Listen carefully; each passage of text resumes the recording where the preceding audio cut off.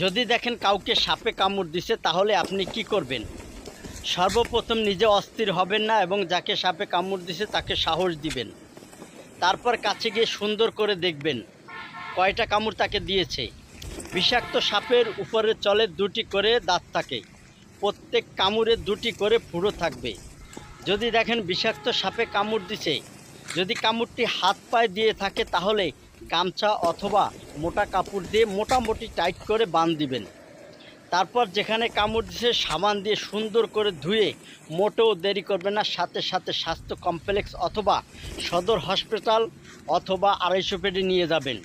সেখানে গিয়ে ডাক্তারকে দেখাবেন। ডাক্তাররা যদি অ্যান্টিবায়োটিক থাকে দিয়ে দেয় তাহলে তো ভালো কথাই, আর যদি অ্যান্টিবায়োটিক ওষুধ না থাকে তাহলে নিজের টাকা দিয়ে হলেও সেই অ্যান্টিবায়োটিক বাহির থেকে কিনে এনে ডাক্তারদের দিয়ে আবার শরীরে ফুস করাবেন, তাহলে এই রোগী সুস্থ হয়ে যাবে।